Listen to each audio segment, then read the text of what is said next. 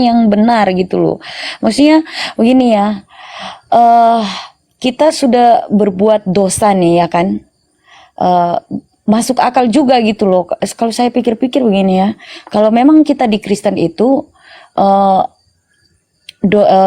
Tuhan itu menebus manusia dari dosa, ya kan? Tuhan itu sudah mati dan bangkit, sudah naik ke surga, ya kan? Tapi begini loh, maksudnya kita manusia nih hidup selalu berbuat dosa, ya kan? Setiap hari, ya kan? Selama kita hidup di dunia ini selalu berbuat dosa. Nah, terus tiba-tiba mati, masuk surga gitu, ya kan? Itu kan gimana gitu ya kan, kayak kok enak banget gitu kalau saya pikir-pikir ya, kok nggak masuk akal tuh. iya kayak gimana gitu ya. Dan di dalam Bible juga gini Mbak, di dalam Bible juga gini penekanannya ya, masing-masing siapa yang berbuat dia yang harus bertanggung jawab. Kalau kita baca Bible ya, masing-masing menanggung dosanya. Anak tidak menanggung dosa bapaknya, bapak tidak menanggung dosa anaknya. Masing-masing menanggung sesuai perbuatannya. Jadi apa ya kalau kita mengimani tentang dosa waris yang diajarkan oleh Paulus itu serasa lucu ya. Buat semuanya sudah ditanggung. Ditanya apa yang ditanggung, bingung juga kan. Lanjut Mbak. Sekarang boleh saya tunjukkan kekeliruannya lembaga Alkitab, atau Mbaknya masih mau lanjut dulu? Silakan. Lebih bagus tentang Islam aja Bunda kita sampaikan Bunda. Oh kalau gitu oke, lanjut dah. Tentang Islam aja, mungkin Dira ingin menanyakan tentang Islam itu yang perlu kita apakan, karena kalau masalah tentang Bible nggak bagus juga. Karena di sini Dira kan ingin mempelajari Islam, tentu dia ingin mengetahui tentang Islam itu seperti apa gitu loh. Iya, jadi begini loh. Jadi saya itu membandingkan gitu ya. Jadi saya membandingkan, tapi di sini saya itu bukan cuma sekedar membandingkan, karena ini menyangkut iman, kepercayaan dan hidup kita, keselamatan kita di akhir nanti ya kan. Jadi saya itu mendengar penjelasan dari Kak Hos, penjelasan juga dari Pak Ustadz sama Bunda juga, itu saya dengar semua, saya ingat. Jadi saya pikir-pikir, iya juga ya, kita ini kok enak banget gitu ya kan. Tuhan mati akan menebus dosa manusia, menebus manusia dari dosa, membebaskan kita dari kutuk hukum Taurat, menebus manusia dari dosa. Nah terus Tuhan kan sudah di surga nih, kita percaya ya, kita percaya. Nah terus hidup kita nih kan selalu berbuat dosa tiap hari, dan selama kehidupan ya, namanya manusia itu ada dosanya. Mau itu pendeta, mau itu ustadz, pasti ada kesalahan kecil pun, itu pasti ada. Nggak usah kesalahan besar, kesalahan kecil itu pasti ada, dan itu dosa gitu. Terus tiap hari selama kita hidup berapa puluh tahun ya kan, kita hidup terus mati, terus langsung masuk surga begitu ya kan. Itu kan gimana ya. Jadi kalau saya bandingkan dengan penjelasan Pak Ustadz tadi mengenai dosa itu, ya manusia itu konsekuensi bagi manusia yang berbuat dosa ketika dia mati, pasti dosa itu ditanggungnya begitu.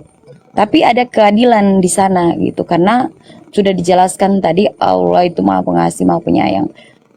Dia akan diangkat ya dari api neraka itu, karena dia intinya dia tidak menyekutukan Tuhan, dan ada pengampunan di sana. Intinya itu ya, inti yang paling utama, dia tidak menduakan Tuhan, tidak menyekutukan Tuhan, itu poinnya yang paling utama ya. Dia percaya, itu pasti akan diselamatkan. Tetapi bukan berarti dia mati, dia orang berdosa terus langsung masuk surga gitu ya, enggak ya. Jadi dia harus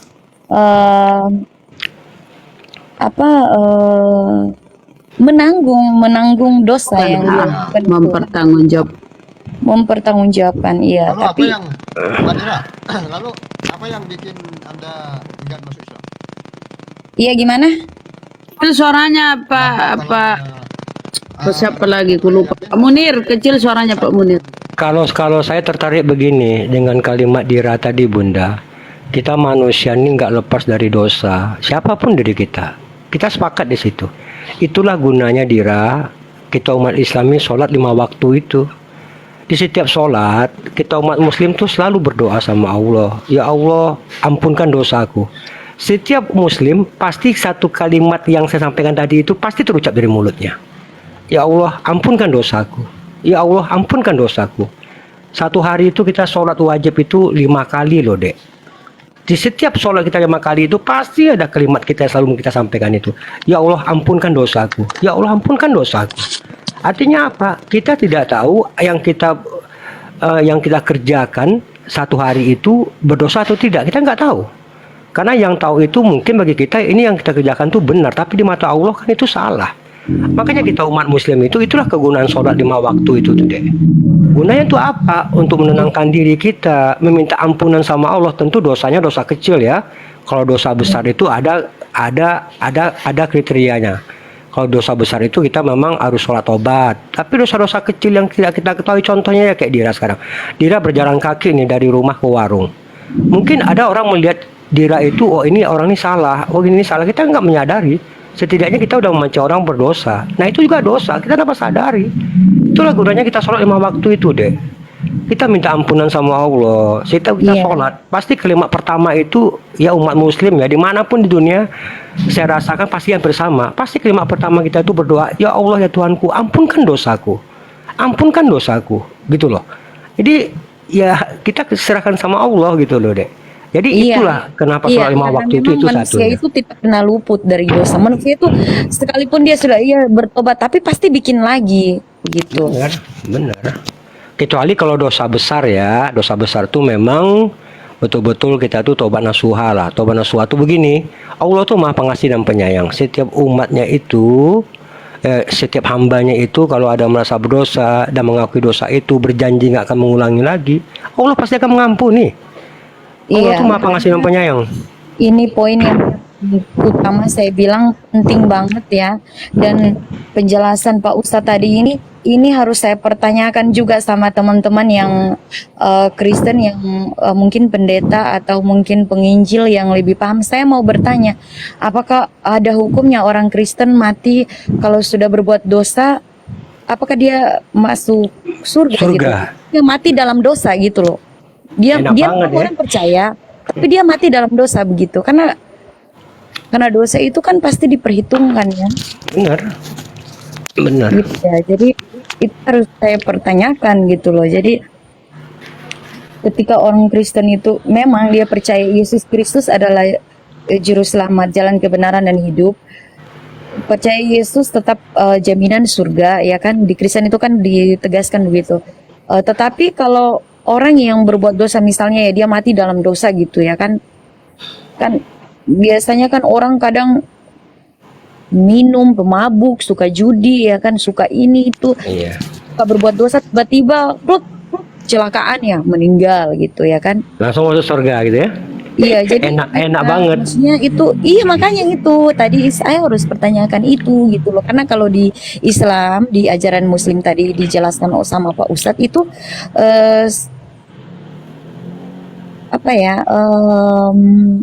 maksudnya dijelaskan itu maksudnya semuanya itu teratur gitu. Jadi terarah gitu loh. Iya, bahkan kita di saat kita menyebut ajal, di saat kita sedang melakukan hal-hal yang dilarang oleh Allah, itu langsung nggak kasih ampun. Misalnya seperti yang Dira sampaikan tadi, habis mabuk, habis berjudi, tiba-tiba kita tabrakan, wah itu matinya itu istilahnya itu mati kusnul khotimah. Sementara umat muslim itu menginginkan kalau dia panggil Allah itu dalam keadaan husnul khotimah kan. Iya, karena kalau sudah mati itu gimana ya? Kalau di Kristen itu kan kalau sudah mati kan sudah tidak ada pengampunan lagi gitu loh. Jadi apakah dengan percaya dan mati dalam dosa itu bisa diselamatkan? Atau gimana gitu? Karena dosa itu kan harus diperhitungkan. Bukankah dosa itu harus diperhitungkan? Iya benar. Sesuai dengan perbuatan kita kan? Iya. Kalau udah yakin kayak kenapa? Apa yang menghalangi? 400 suaranya kecil banget, 400. Coba diperbaiki lagi. Kecil. Ya, oke, oke. Coba ya. Ya, lalu. Ustadz Alif udah hadir lagi di Komal. Alif belum selesai sholat berarti si sholat. Iya. Ini Mbak Dira, kalau yakin ke Islam kenapa gitu kok masih belum? Hah? Maksudnya Apa yang menghalangi sehingga ada Nggak dengar saya. dia bilang gini, kalau seandainya Dira sudah yakin tentang Islam, nunggu apa lagi untuk tidak bersahadat gitu loh. Iya, jadi aduh, saya bisa mati dibunuh nih kalau saya bersahadat. Ya enggak juga lah, Dek. Enggak juga lah. Jadi- Banyak juga itu kayak Bunda Esti itu juga tuh. Kan mualaf juga itu.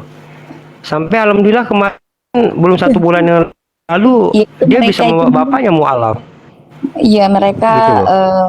meyakinkan, terus mereka di sekitaran mereka, mungkin keluarga mereka atau suami mereka, saudara mereka mungkin mendukung ya. Tapi kalau saya di sini tuh, aduh, saya Meyakinkannya itu begini, Dek. Meyakinkannya itu bukan dengan kata-kata. Misal begini nih, Dira mualaf. Dira ingin meyakinkan setidaknya keluarga Dira, bukan dengan kata-kata, tapi dengan perbuatan. Nah, dengan perbuatan itulah yang akan membuat keluarga itu menilai, oh, anakku udah berubah total ya. Anakku ini ya, bukan dengan kata-kata. Kalau Dira meyakinkan dengan kata-kata, sampai kapanpun masalah agama ini, yang namanya orang tua kita nggak akan pernah mau yakin.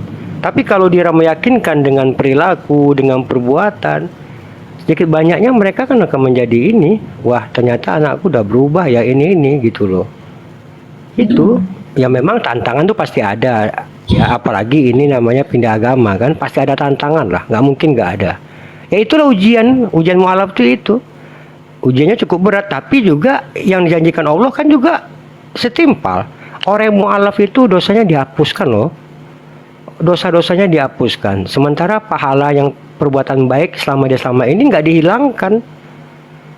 Gitu. Bahkan kalau seandainya Dira mualaf, mungkin lebih mulia di mata Allah tuh Dira daripada kami yang ada di sini mungkin. Kenapa? Dira itu terlahir seperti bayi, sementara kami banyak dosa. Dira itu dosanya diampunin, palanya nggak dikurangin. Kalau kami kan tidak. iya. Itu loh. Tapi tetap kembali lagi ke diri Dira, coba dulu Iya. direnungi lagi, tapi jangan lama-lama, karena gini Dira, kita nggak tahu ajal kan, Dek. Kita nggak tahu aja di saat Allah udah memberikan hidayah sama kita, hidayah itu nggak kita jemput juga, ya tiba-tiba kita nggak tahu, kita kan nggak tahu nih 5 menit ke depan, 10 menit, 1 jam sampai subuh besok, sampai pagi besok, kita nggak tahu ajal kan. Tiba-tiba ya mudah-mudahan nggak terjadi seperti itulah. Tiba-tiba itu menimpa kita, ya kita termasuk orang yang merugi itu loh. Gitu. Iya. Tapi itu loh Ya. tadi katakan, poin pentingnya udah saya dapat ya, udah saya dapat banget. Jadi nggak percuma saya masuk tadi di room ya, di room sini ya, nggak percuma. Jadi dijelasin sama Pak Ustadz itu luar biasa ya. Jadi ini sebenarnya harus saya tanyakan, karena ini kebenaran. Jadi harus ini ini kebenaran di dalam Al-Quran, maksudnya ayat firman Tuhan loh tadi yang disampaikan Pak Ustadz ini. Jadi ini harus saya sampaikan sama teman-teman saya, apa tanggapan mereka mengenai dosa tadi.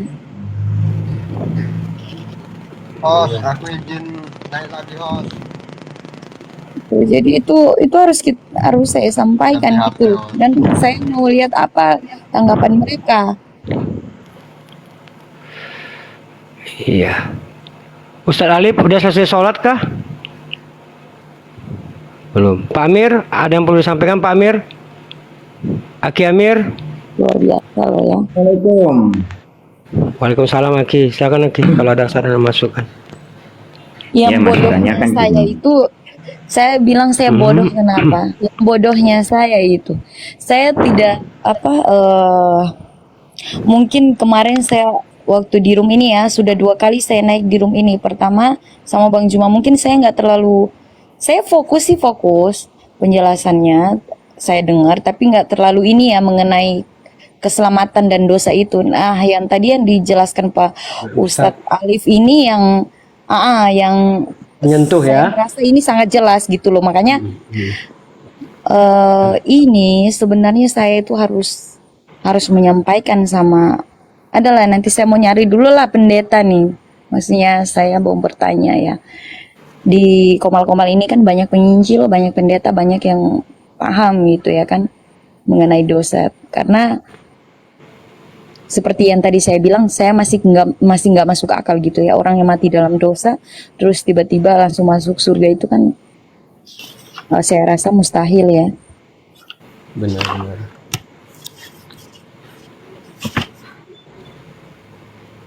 Silakan Aki Amir. Iya. Ya, mungkin beliau kan sudah istilahnya Jadi begini ya, tersentuh Pak. terkait dengan penjelasan Kang Ali. Iya, sebentar saya mau Mungkin bilang dulu biar ya. direnungi dulu, jangan ditambah lagi, Iya. karena beliau kan sudah apa namanya menyentuh apa yang Kang Alif sudah jelaskan mengenai keimanan keislaman ini. Nah, dalam hal ini mungkin Ibu ini biar berpikir dan bertanya-tanya kepada yang lebih ini di agamanya, toh mungkin itu sebagai perbandingan terkait dengan keyakinannya. Inilah Iya. tolak ukur keyakinan yang bisa diraih oleh ibu ini dengan penuh apa namanya pembelajaran, sebagaimana kita diberikan akal pikiran kita untuk berpikir. Itu yang paling pokok. Karena keimanan kalau didasarkan dengan pencarian dengan logika akalnya, pasti keimanan itu akan meresap di dalam hati sanubarinya ibu ini, sehingga tidak asal-asalan keimanan begitu. Itu yang bagus itu, Bu. Saya menghargai dan saya penuh apa namanya prospek dengan ibu terkait dengan penjelasan dari Kang Alif mengenai Al-Quran yang sudah dijelaskan dengan detailnya. Loh, Yang sudah Mbak Dira udah disampaikan sadat? ibu ini. Pak Amir, Ya, udah sadat? belum. Masya Allah, cepat sekali. Iya. Nunggu Kang Alif katanya. Oh, Nunggu Sorry, pencerahan kayak- Kang Alif lagi gitu. Silakan. oh iya, lanjut. Sedikit lagi. Kirain sudah sadat, saya Kasih kaget. lagi pencerahan Ustadz Alif. Eh, terus terang Philip, terang terus cerah tuh jadinya. Sebenarnya kan selama Centil juga ya. loh kan biar gimana sih? Ya. Iya, saya kan memang dalam hal dosa, pengampunan, tempat kembali itu kan sering diskusi juga dengan kawan-kawan Kristen. Saya pernah bertanya begini, tapi sebelum ke Kristen, saya tentu dalam pandangan Islam dulu ya. Kalimat yang umat Islam itu satu ayat Quran yang saya bilang mustahil, mungkin terlalu berlebihan. Yang sudah dikatakan pasti umat itu tahu satu ayat itu, dan itu selalu diucapkan berulang-ulang mau apapun, aktivitas apapun, yaitu kalimat Bismillahirrahmanirrahim gitu. Kalimat Bismillahirrahmanirrahim. Kalimat ini sangat sederhana memang, tapi Mbak, kalau dibahas ternyata kalimat Bismillahirrahmanirrahim itu bahasanya menyangkut seluruh ayat Al-Quran yang ada. Tapi saya tidak akan jauh ke sana. Saya sederhanakan begini, Mbak. Ketika bahwa dengan menyebut nama Allah, itu kan sederhananya begitu. Menyebut nama Allah. Allah itu siapa sih? Kan jelas memang Tuhan Sang Pencipta.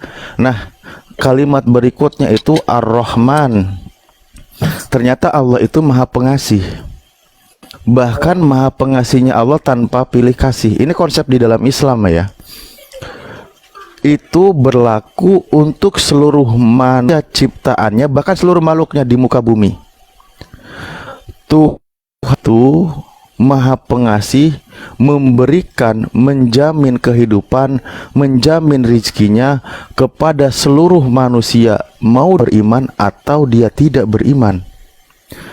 Contoh, maaf kata ya, saya sebagai seorang muslim saat ini, yaitu non-muslim. Nah, Anda tidak beriman kepada Tuhan yang kami imani.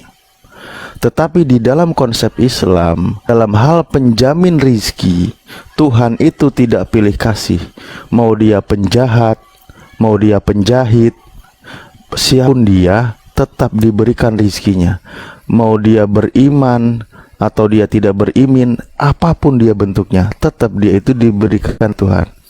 Dijamin semuanya. Itulah bukti bahwa Tuhan kami itu Maha Pengasih gitu loh. Nah, ada satu yang spesial nanti, satu kata memang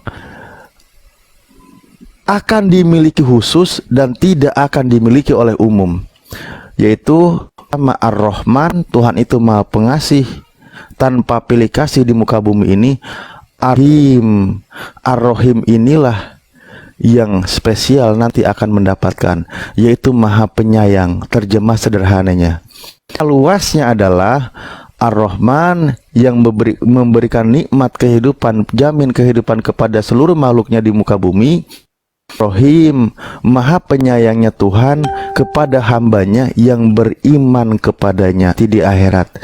Nah, Ar-Rahim ini adalah terjadi filter dari Ar-Rahman, karena nanti yang masuk kategori Maha Penyayang Allah itu, yang akan masuk ke dalam surganya adalah orang-orang yang beriman kepadanya, bukan orang yang mengingkarinya gitu. Sementara di muka bumi ini mau beriman tidak beriman dia tetap dapat. Nah, itu yang membedakan. Makanya maaf kata, kalau kawan Kristen sering mengatakan ajaran kasih, kami ini ajaran kasih. Buat kami istilah kasih itu tidak perlu digembar-gemborkan.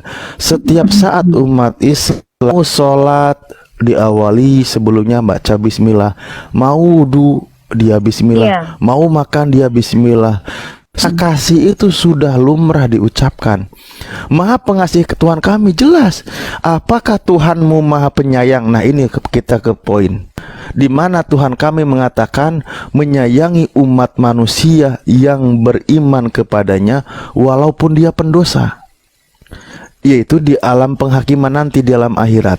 Karena sayangnya Tuhan kami kepada manusia, dia akan diselamatkan dari siksa neraka walaupun dia berdosa, namun ada iman di dalam hatinya. Itu bukti Maha Penyayangnya Tuhan kami. Walaupun dia berdosa, dia mengalami siksa dulu. Siksaan itu karena sayangnya Tuhan kami kepada hambanya. Karena dia akan dimasukkan yang diridhoi ke tempat yang suci, ke tempat yang bersih dari orang-orang yang bersih dari dosa. Tidak mungkin orang berdosa akan masuk ke tempat yang bersih dari dosa. Tidak mungkin di dalam orang-orang yang tidak berdosa bergabung dengan orang-orang yang berdosa. Maka disucikan dulu orang itu, mengalami konsekuensi perbuatan dosanya, dibersihkan dulu sesuai dengan kadar dosanya, dia siksaan itu karena sayangnya Tuhan kami. Setelah itu dia dibersihkan dan dia kembali ke tempat yang abadi. Itu bukti sayangnya Tuhan kami. Kawan Kristen, maaf kata ya Mbak, saya sedikit sering menjelaskan tentang ajaran kasih dan ajaran kasih, ternyata tidak memiliki yang. Buktinya apa? Selama kami diskusi dengan kawan Kristen, ketika dia mati dalam dosa, dia kakak walaupun dia percaya menuhankan Yesus. Karena mereka justru sering memperolok ajaran Islam. Konsep apa? Sering dikatakan umat Islam itu di laundry dulu. Kalau ini orang Kristen ya, kalau kami Kristen langsung masuk surga. Loh, justru bukankah logis ketika lemari tempat pakaian bersih, ketika pakaian kotor mau masukkan lemari mestinya di laundry? Kalaulah surga tempat yang bersih, kenapa orang kotor mau masuk surga? Ya dicuci gitu dulu. Ya, ibaratnya gitu. Iya. Nggak mungkin kita gabungin pakaian yang kotor ke ke tempat ke lemari ya, ke tempat pakaian-pakaian yang bersih gitu ya kan. Nanti bau juga itu yang bersih itu ya kan. Nah, justru Campur malah kan. jadi kotor. Hmm. Nah, itu konsepnya. Justru saya sering kawan Kristen, ternyata kawan Kristen apa? Konsepnya kasih. Tapi begitu saya tanya, loh, ada nggak yang berdosa? Ada, sering bilang. Bahkan Yesus sendiri bilang, "Nyalah engkau daripadaku kalian pembuat yang dikatakan oleh Yesus di Matius 7:23 adalah mereka yang menuhankan Yesus. Kalau Iya. kita baca di ayat 21 dan 23. Iya, jadi ngeri Dan- juga Pak Ustadz. Nah, Ngeri juga saya itu. kalau baca itu waktu itu gimana ya? Saya baca itu ya takut sih, ragu, ada keraguan sih di dalam hati jujur ya. Tapi ya gimana ya? Bukan setiap orang ya yang berseru kepada aku masuk ke dalam kerajaan surga, melainkan dia melakukan kehendak Bapakku yang di surga. Ya, jadi melakukan kehendak Bapa.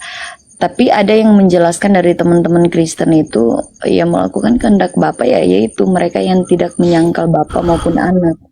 Ya, begitu. Jadi Di mana sang Bapa menghendaki menuhankan Yesus, menyembah Yesus, tidak ada satupun ayatnya. Sang Bapa menghendaki itu, Yesus itu utusan Tuhan. Tapi jangan lebih jauh lah. Iya, Saya iya. khawatir nanti Mbak ini.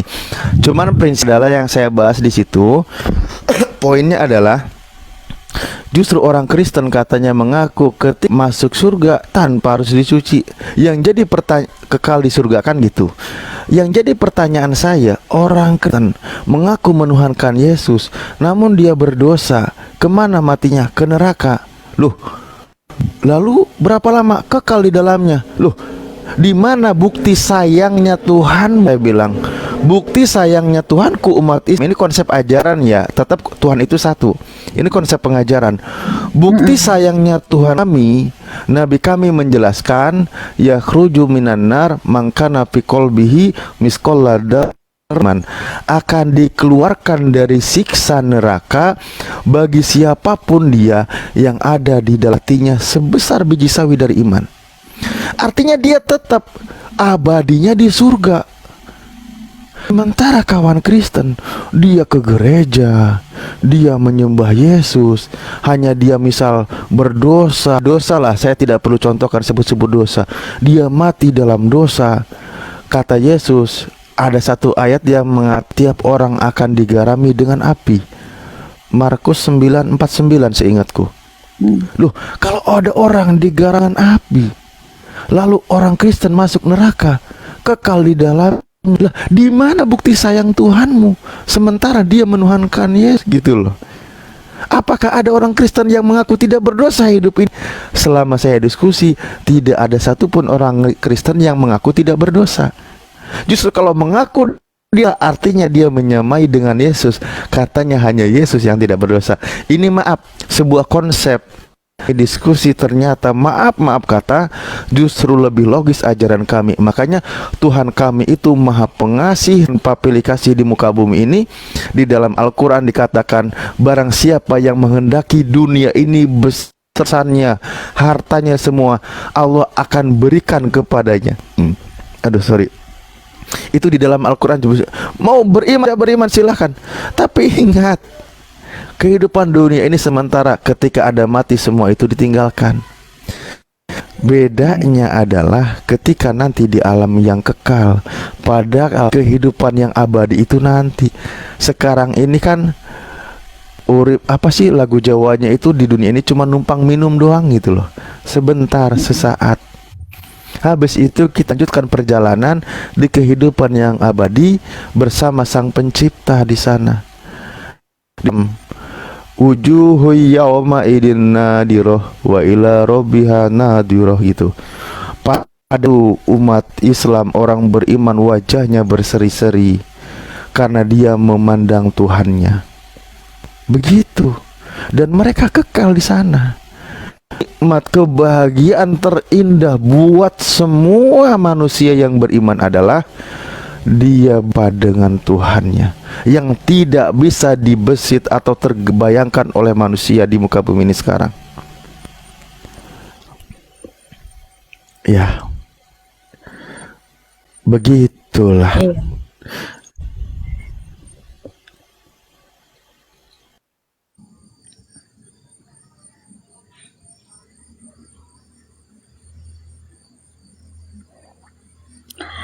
Eh, Pak Ustadz pernah pernah diskusi sama Wanes, pernah nggak? Pernah, sering.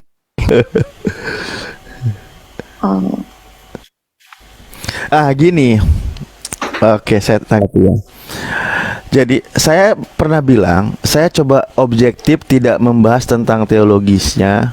Dalam arti begini, kawan-kawan. Itu yang saya bilang tadi di awal.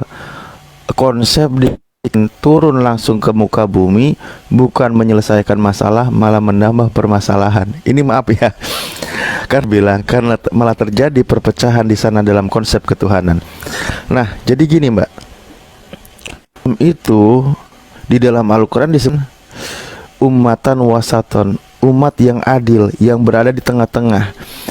Di tengah-tengah itu maksudnya konsepnya keadilan, jelas. Nah, dalam hal apapun, misal begini. Saya berkata ini dari dua dulu ya. Saya sedikit agak lebarkan.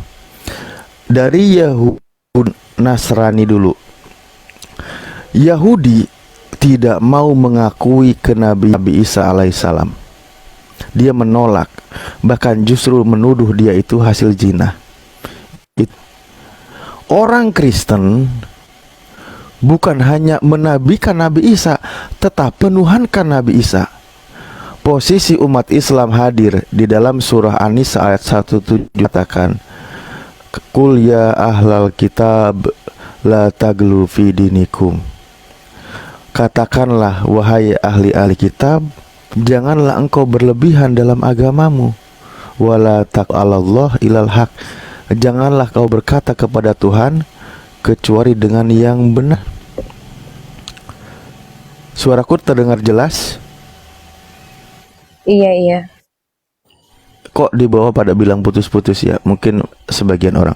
Nah, itu hadir mengajak umat Yahudi menerima posisi Nabi sebagai nabi karena mereka menolaknya, dan kepada orang Nasrani mengembalikan Gimana, posisi Nabi Isa. Ya, halo. Oke. Iya, gimana Ya. gimana? Umat Islam hadir mengajak orang Yahudi mengembalikan posisi Nabi Isa, menerima Nabi Isa itu sebagai nabi karena mereka menolak Nabi Isa. Yahudi itu kan menolak kenabian Nabi.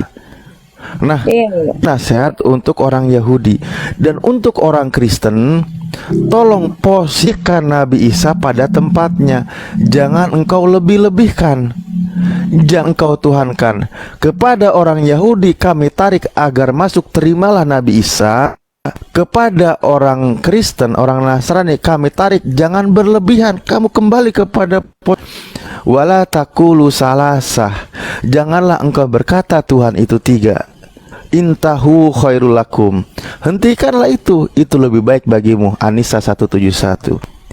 Nah, umat Islam itu mengajak yang berlebihan, jangan berlebihan. Yang menolak sama sekali, ayo terima kebenaran itu. Itu umat Islam. Antara Yahudi dan Nasrani kami tarik semuanya kepada posisi yang sebenarnya. Sekarang kepada orang Kristen kami diskusi dengan oneness dan Tritunggal.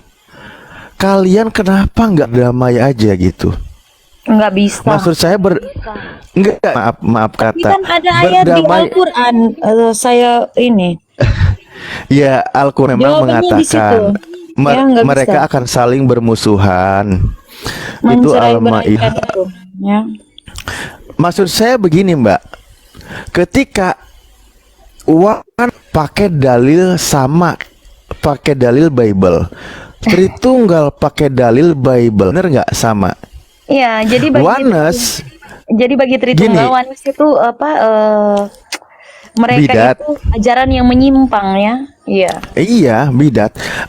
Saya selesaikan dulu. Oke. Nah, saya bilang kenapa begini? Berdamainya itu bukan mereka melebur, bukan. kan sampai selesai dulu karena ini poin pentingnya. Iya. Kepada oneness, kami Muslim menilai konsep keesaan Tuhan benar, tidak dibagi-bagi. Bahwa Tuhan itu benar satu, tidak dua atau tidak dibagi tiga, apapun itu. Konsep esanya itu benar. Cuma masalahnya salah, yang esa itu diberikan kepada Yesus. Karena Yesus itu adalah utusan, bukan Tuhan gitu loh. Nah itu salahnya kan di situ. Ini maaf ya penilaian kami ya. Iya. Itu poinnya. Konsep esanya benar sebagaimana di Markus 12:29 tadi, di Ulangan, di Bilangan, di Samuel, di ucapan Yesus, atau banyaklah ayat. Benar, cuman esanya itu diberi kepada Yesus, bukan kepada Tuhan yang mengutus Yesus. Nah ini maaf.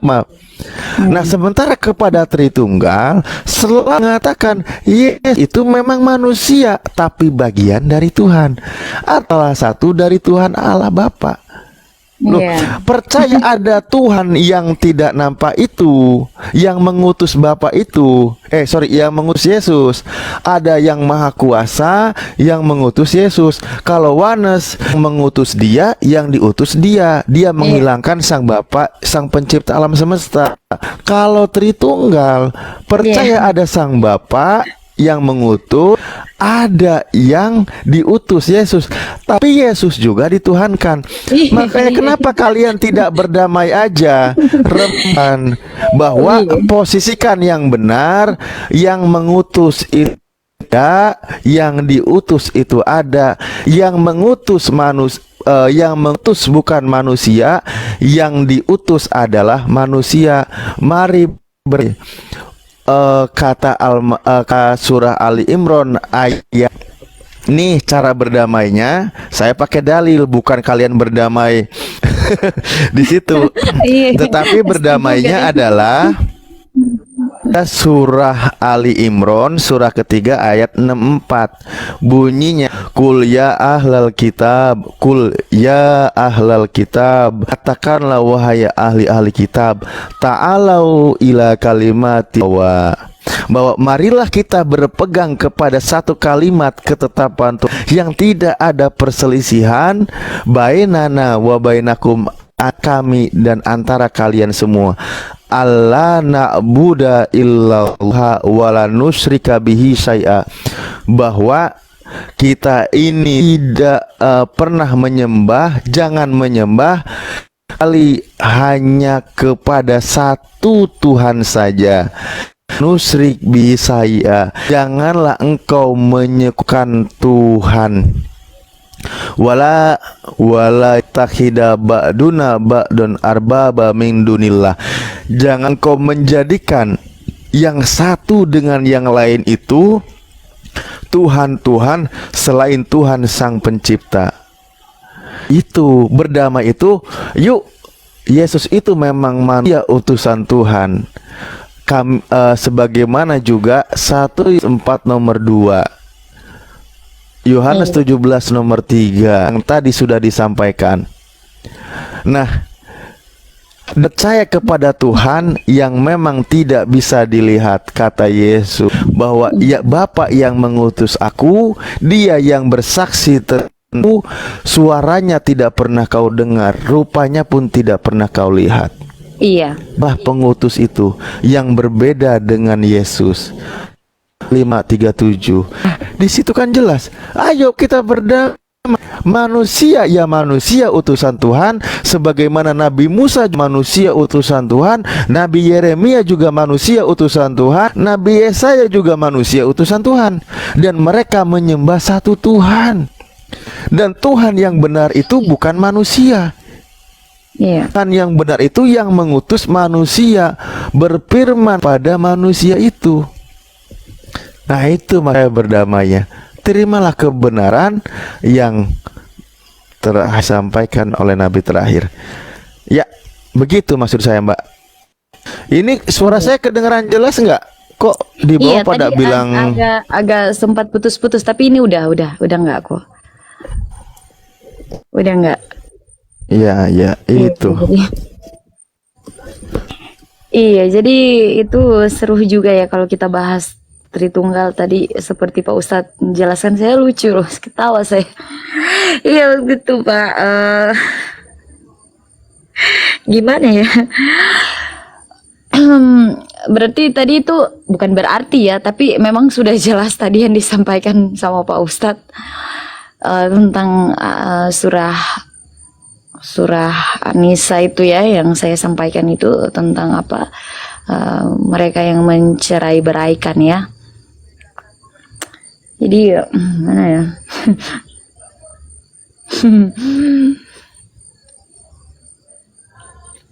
Tuhan itu satu kok ya, saya percaya.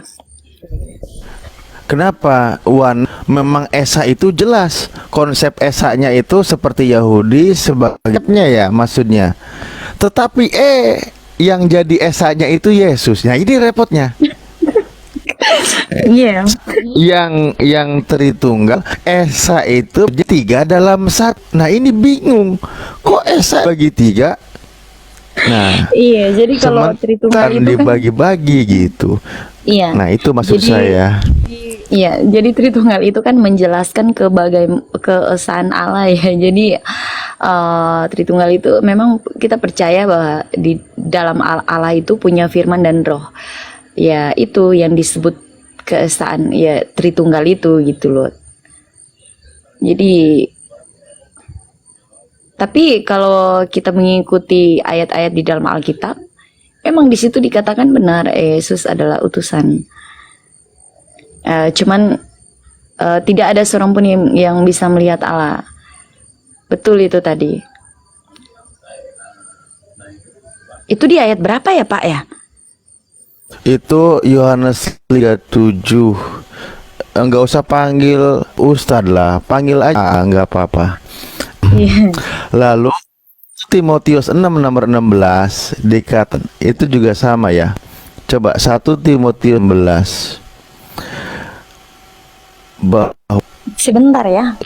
Ya.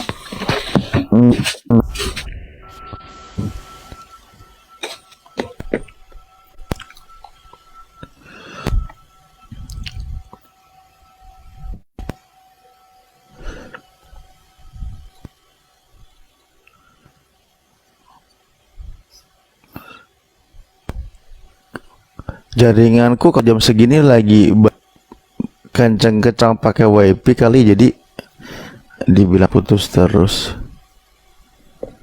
Kenapa yang lain aman suaranya pada dengar ini? Ya. Wah, ini kawan-kawan ini jaringannya kali yang bermas. Kok yang lain aman jelas? Apa tergantung amal perbuatan? Enggak, memang agak putus-putus. Agak putus-putus, Ustaz. Agak putus-putus Agak juga. putus-putus ya. Ya, Abang juga terima agak putus-putus juga. Ya, tapi mungkin poinnya dapat ya. Ya, pokoknya dapat. Kalau ada yang enggak penyampaiannya ini putus-putus tadi itu. Padahal saya sampai jungkir balik loh ngomong. Kalau poinnya nggak dapat, sedih kali. Poinnya dapat. Dengar tadi Pak. Tadi di ayatnya berapa ya? Enggak, saya Yohanes jujur ya, 5, saya Yohanes maaf ya 5, teman-teman ya. 36, Maaf 37. juga yang teman-teman. Oh, ya, maaf ya saya ketawa tadi karena memang ya lucu sih ya kalau bahas wanita sama Tritunggal ini ya. Buat teman-teman Kristen juga maaf ya, saya ketawa tadi yang disampaikan sama Pak Ustadz ya, dia ngejelasinnya itu maksudnya ya iya emang masuk akal sih gitu loh. Jadi saya ya lucu aja gitu kalau kita bahas Tritunggal sama Wanes. Iya. Jadi Assalamualaikum. Waalaikumsalam. Gimana tadi Pak? Ya, Yohanes 5 nomor 7 atau satu lagi gini ya, gini. Atau saya sedikit pakai dalil dari Paulus. Kan sebenarnya kadang mengenal Yesus dan ketuhanan yang dikenalkan oleh Yesus itu kan dari apa yang dipaparkan oleh Yesus. Tapi ada ayat yang menarik, 1 Timotius 6 nomor 16 juga. Sama, ini poinnya sama dengan Yohanes 5, 36, 37 itu. Kan bunyinya gini. Iya, 1 Timotius berapa? 6 Iya, 16. 1 Timotius 6 ya, ayat. Saralif, 16. Ya, Saralif. Ini siap. Bapak sister hafal ini ya? kenapa Bapak hafal ya? mau mualaf? Semoga saja. Oh, lanjut. Iya, Siap, siap. Nah, belum ya. Jadi saya ini masih sudah memang udah dapat banget ya tadi ya. Dapat poinnya udah dapat ya. Dan itu menjadi pegangan buat saya ya. Itu aja. Oh, alhamdulillah. Oke. Satu ya. Tapi Bapak jangan ngomong-ngomong dong, ini saya ini nggak pakai HS ya, nggak ada headset. Terus di sini juga kan memang Hai, Safa. ya gimana ya, rawan ya, jangan nggak boleh ngomong apa ya headset. mualaf gitu. Iya, Oh, mungkin oke. terdengar Iya. oleh kawan-kawannya nggak enak. Karena gini kan bunyi ayatnya 1 Timotius 6:16, dialah satu-satunya yang tidak takluk kepada maut. Satu-satunya yang tidak takluk kepada maut. Berarti Tuhan yang benar itu dialah Iya. satu-satunya. Ini bukan Yesus loh. Di sini. Karena apa? Karena Yesus pernah mati. Takluk pernah mati, mengalami kematian. Bersemayam dalam terang yang tak terhampiri. Seorang pun tak pernah melihat dia, dan memang manusia tidak dapat melihat dia. Yesus dapat Coba dilihat. ini ayatnya di mana ya? Ayatnya di mana tadi? 1 Timotius 6 ayat 16. Oh.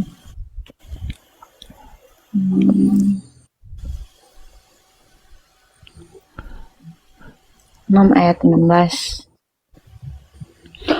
Oh iya, Coba mbaknya dialah yang baca. satu-satunya yang tidak ya.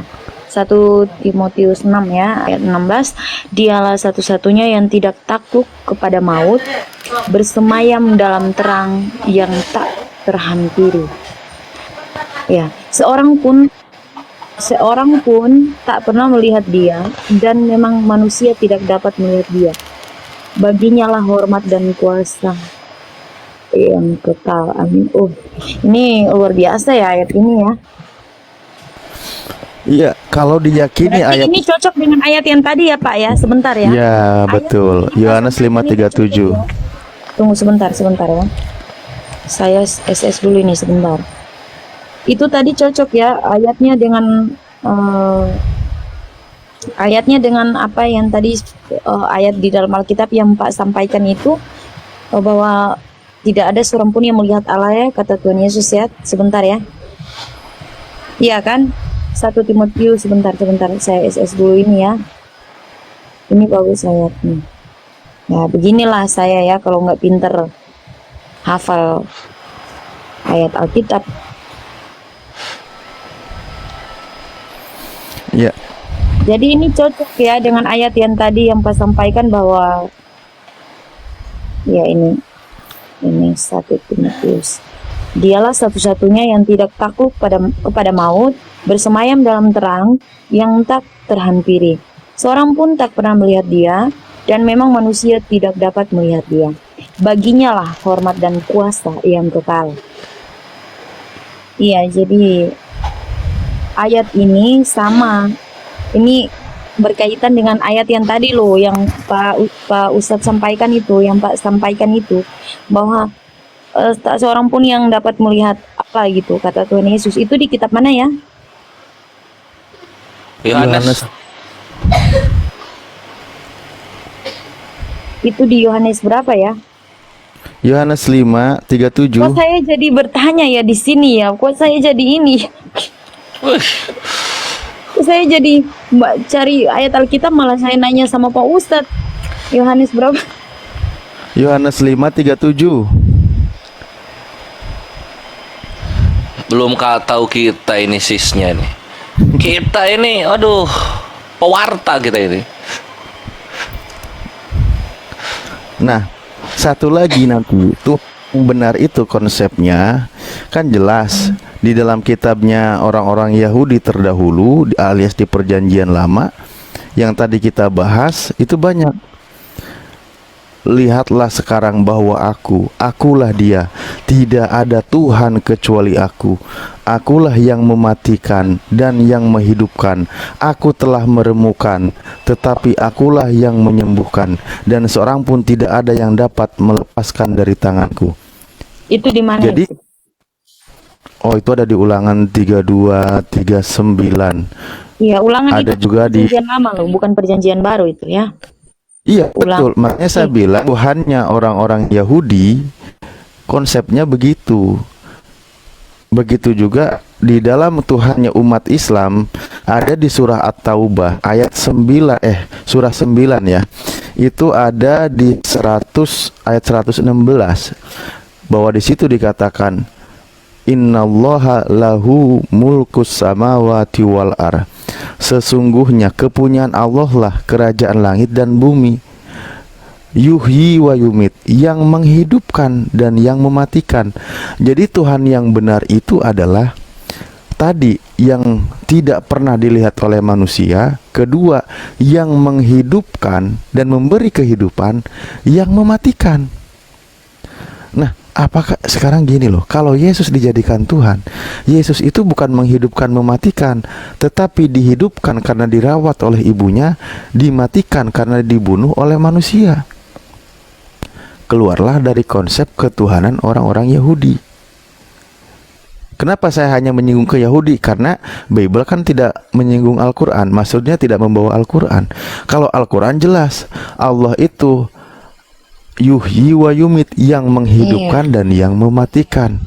Begitu. Nah, kembali ke 1 Timotius tadi, juga ke Markus 12:29, Yohanes 17 nomor 3.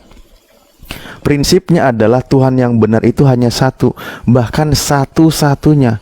Bahkan dia itu tidak pernah takluk kepada maut, tidak pernah dilihat oleh manusia. Memang tak seorang pun dapat melihatnya.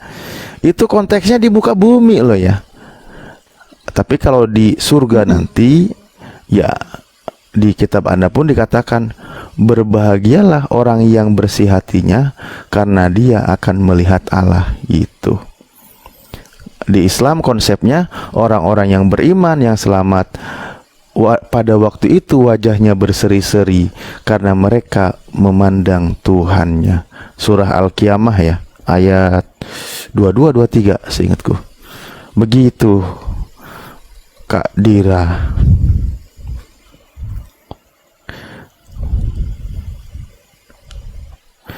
Ingat pesan Yesus.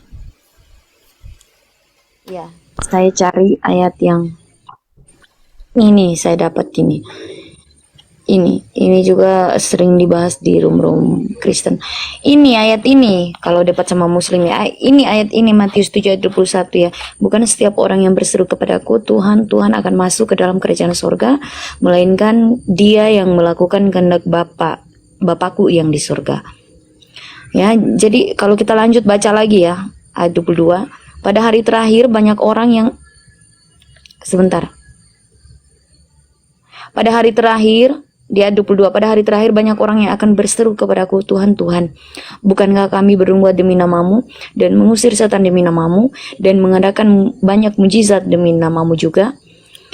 Di ayat 23 dikatakan, pada waktu itulah aku akan berterus terang kepada mereka dan berkata, aku tidak pernah mengenal kamu, enyalah daripada aku kamu sekalian pembuat kejahatan.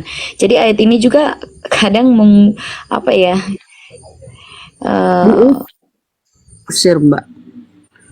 Ya, kayak diusir. Padahal pengajaran tentang dosa waris, penebusan dosa waris oleh kematian Yesus di tiang salib itu menjamin keselamatan kan, itu kata Bible. Ya, menjamin keselamatan. Tapi di tempat lain Yesus berkata dia akan mengusir. Enyahlah engkau daripadaku. Jadi ya kalau teman-teman Kristen ini mau lebih mendalami Biblenya dan menelaah apa sebenarnya nih ya pengajaran Yesus ini yang seperti apa, jangan dulu termakan doktrin ya, lepas dulu dari ikatan doktrin. Misalnya hasil-hasil konsili kan, Coba murni dulu kepada kitab sucinya, Bibelnya, gitu Mbak ya. Iya, jadi Di bawah ini inilah, kampret kalau saya ngomong ini di bawah ini, aduh kepanasan kalau saya ngomong ini ya, oten-oten diem ya. Lanjut Mbak. Iya, jadi ini Pak Ustadz ya, ada ayat ini juga ya. Jadi maksudnya inilah yang tadi saya bilang Pak. Poin yang sudah saya dapat itu yang saya akan bertanya dan butuh jawaban dan penjelasan dari teman-teman ya.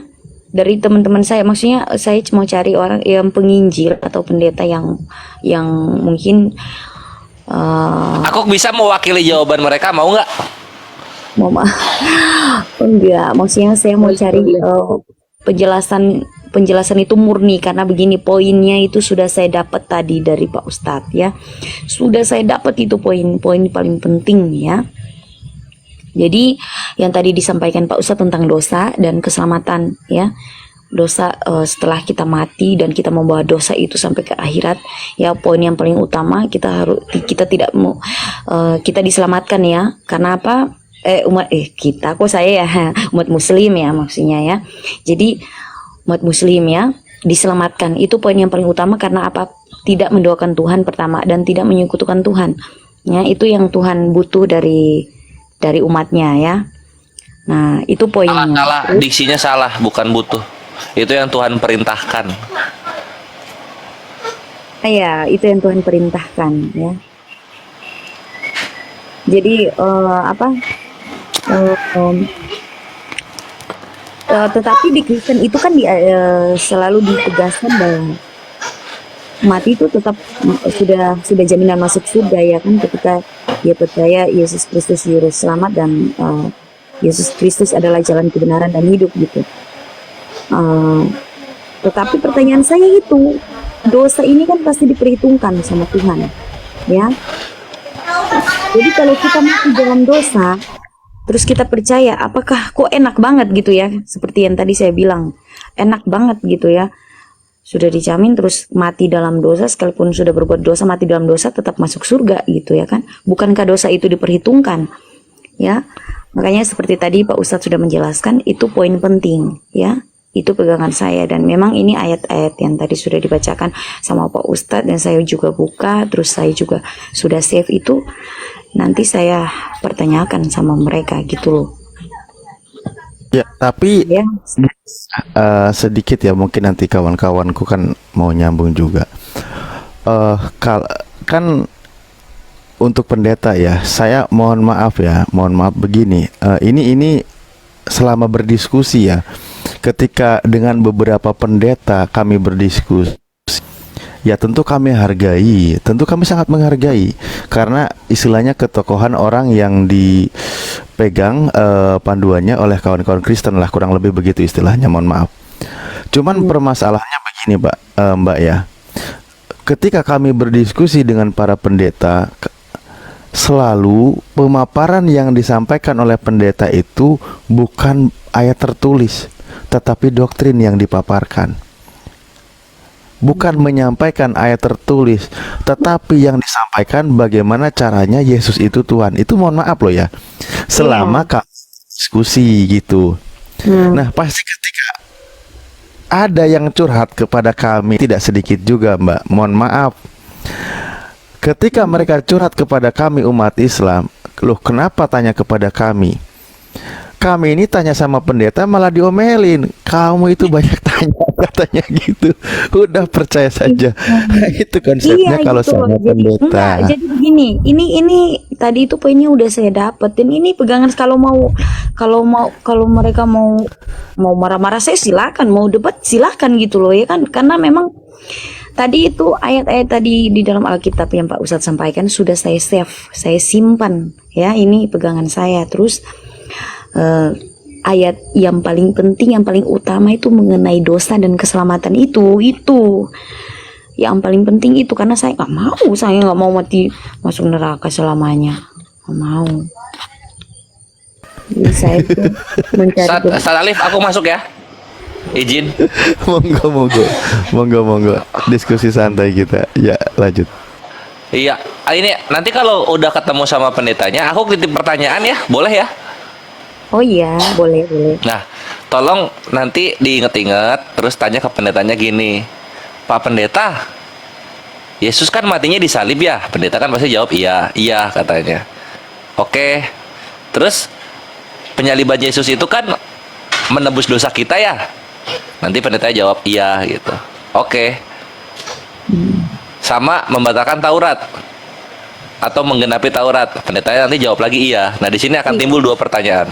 Pertama, kalau memang Yesus itu menebus dosa yang disebabkan Adam, kenapa nggak disalib zaman Adam aja Yesusnya? Turun di zaman Adam, lahir di zaman Adam.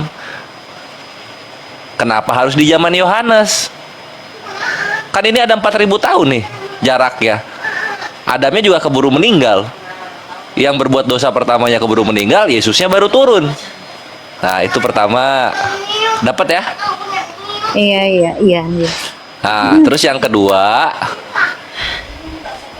kalau Yesus ini penyalibannya untuk membatalkan atau menggenapi hukum Taurat,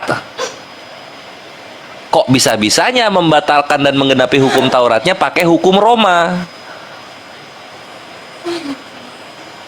Karena penyaliban itu hukum Roma, bukan hukum Tuhan atau hukum Taurat. Nggak ada orang berdosa di Taurat harus disalib itu, enggak. Oh, ya betul. Tanyain itu. Kalau misalnya mereka ngelesnya ke gantung, minta bukti Yesus ada bekas gantungan di lehernya, karena hukum gantung dan hukum salib itu beda. Iya. Nah, itu dua itu tuh. Yang ketiga apa ya? Yang ketiga ini paling, Yesus ini kan digembor-gemborkan sebagai Tuhan yang maha kasih dan juga sudah ada dari awal, maha kuasa lah pokoknya. Nah, yang aku pengen tahu gitu, kok bisa-bisanya yang digembar-gemborkan sebagai Tuhan ini disalib jam 9, jam 3 udah meninggal?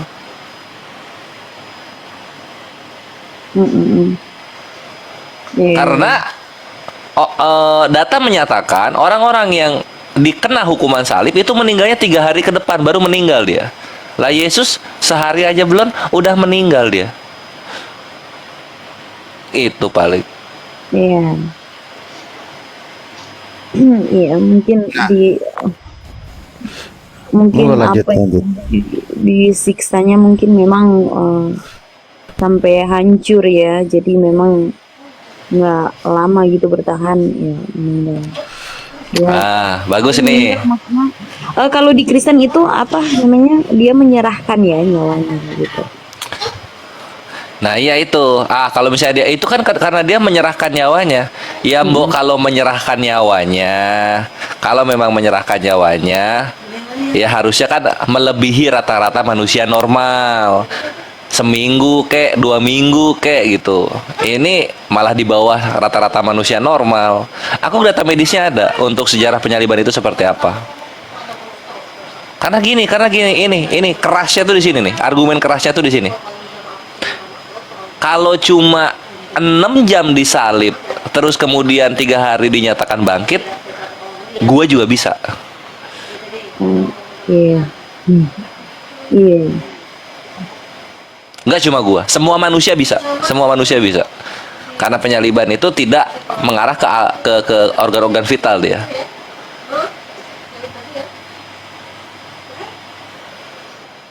Iya. Oke, saya izin sedikit nyambung lagi ya, Aikores. Lanjut. Sambil santai gini. Saya gini, Mbak Dira ya. Saya kalau saya pandangannya dalam hal dosa, konsep dosa dan seterusnya, tentu tadi beberapa poin sudah dipaparkan. Namun saya akan membaca versi kitab kami ya, Al-Qur'an. Itu ada di surah An-Najm, surah An-Najm surah 53 ya. Dari ayat 36 itu sampai 42 lah kurang lebih, karena ini bunyi ayatnya penjelasan dari surah Al-A'la bahwa inna hadala fi suhufil ula suhufi Ibrahim wa Musa. Artinya pengajaran seperti ini sudah diajarkan oleh nabi-nabi terdahulu. Apa di situ bunyinya? Saya sedikit baca Arabnya sedikit. Bismillahirrahmanirrahim. Amlam yunabba bima fi suhufi Musa wa Ibrahim alladhi wafa, al-ayah. Saya terjemah aja langsung biar singkat waktu. Ataukah belum diberitakan kepadanya apa yang ada dalam lembaran-lembaran Musa dan lembaran-lembaran Ibrahim yang selalu menyempurnakan janji? Gini, yaitu bahwasannya seorang yang berdosa tidak akan memikul dosa orang lain, dan bahwasannya seorang manusia tidak memperoleh selain apa yang telah diusahakannya, dan bahwasannya usahanya itu kelak akan diperlihatkan kepadanya, kemudian akan diberi balasan kepadanya dengan balasan yang paling sempurna, dan bahwasannya kepada Tuhan mula kesudahan segala sesuatu atau kembali, ya. Nah, ini di dalam Al-Quran terkait dengan perkara dosa, bahwa setiap orang itu yang dipikul dosa itu dari sesuai dengan perbuatannya masing-masing. Saya ingin tahu dari Mbak Dira itu kira-kira tertulis ada gak ayat-ayat yang mirip bahwa tentang konsep dosa ditanggung masing-masing itu? Nggak tahu ya. Oke. Soalnya kita Kalau- tuh begini ya, selalu ditekankan bahwa Tuhan itu sudah menebus manusia dari dosa gitu loh. Selalu Nah. ditekan itu gitu loh. Oke. Mbak Dira, baik. Saya izin persingkat waktu. Mbak Dira kan ada Bible-nya tuh. Bisa nggak buka di Yeskiel 18? Iya, ada bentar.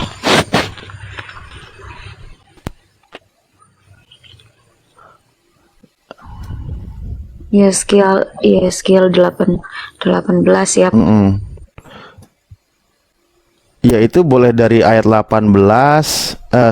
Kalau enggak dari 20 deh sampai 22.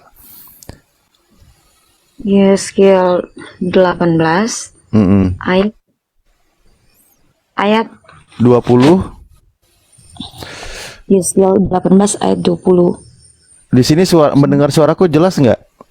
Iya, jelas, Pak. Jelas ya, mungkin yang di bawah aja. Aman Sat. Oke. Bisa dibacain nggak? Bisa. Oke, silakan. Yeskiel 18 ayat 20 ya. Yeskiel 18 ayat 20 kata firman Tuhan, orang yang berbuat dosa itu yang harus mati. Anak tidak akan turut menanggung kesalahan ayahnya, dan ayah tidak akan turut menanggung kesalahan anaknya. Orang benar akan menerima berkat kebenarannya, dan kefasikan orang fasik akan tertanggung atasnya. Ini ayat 20. Di ayat 21 di ayat 21 dikatakan, tetapi jikalau orang fasik bertobat dari segala dosa yang dilakukannya dan berpegang pada segala ketetapanku serta melakukan keadilan dan kebenaran, ia pasti hidup, ia tidak akan mati. Oke, saya ulangi lagi ya. Di ayat 21. Tetapi jikalau orang fasik bertobat dari segala dosa yang dilakukannya dan berpegang pada segala ketetapanku serta melakukan keadilan dan kebenaran, ia pasti hidup, ia tidak akan mati. Di ayat 22. Saya potong sebentar. Ada yang syahadat di roomnya Ibes. Alhamdulillahirabbil alamin. Allahu Akbar. Ya, ada yang syahadat. Semoga Mbak siapa lagi lupa namanya ya, mendapat hidayah dari Allah. Ini disyahadatkan oleh Gurunda ini sekarang ya. Lanjut. Masya Allah, barakallah. Iya, di ayat 22. Segala durhaka yang dibuatnya tidak akan diingat-ingat lagi terhadap dia. Ia akan hidup karena kebenaran yang dilakukannya. Iya, jadi iya saya mengerti ya. Jadi orang fasik kalau bertobat masih diberikan pengampunan dan ia tidak akan mati. Begitukah, Pak Ustadz? Pengajaran para nabi itu pada prinsipnya sama. Tidak ada Iya, yang sejauh namanya. ini perjanjian lama, iya. Iya betul. Itu maksudnya. Iya, prinsipnya sama. Makanya tadi saya baca surah An-Najm itu. Karena ternyata surah itu juga mengenai pengajaran seperti itu sudah diajarkan oleh nabi-nabi terdahulu. Tidak ada yang namanya tentang konsep dosa waris, Iya. penembusan dosa oleh Tuhan, maksudnya dengan cara di kayu salib, tidak. Karena ketika seorang yang berdosa, orang fasik bertobat lalu menjalankan segala perintah dan ketetapan Tuhan, ya dia selamat. Dia tidak mati. Tidak mati itu kan maksudnya tidak masuk neraka. Ia hidup. Maksud hidup itu kan dia masuk surga, kan gitu maksudnya. Dan dosanya, segala durhaka yang dibuatnya tidak akan diingat-ingat lagi terhadap dia. Ia akan hidup karena kebenaran yang dilakukannya. Sebenarnya inilah prinsip juga dalam hal ajaran para nabi, begitu. Ya, izin saya nyambung. Kan tadi ini sempat terlewat bagaimana tentang pengampunan dosa, cara menyelesaikan dosa dan seterusnya. Mungkin lanjut Kores kalau mau ngelanjutin, saya nyela. Tuh, enggak Stat, lanjut aja dulu Stat. Iya, Apalagi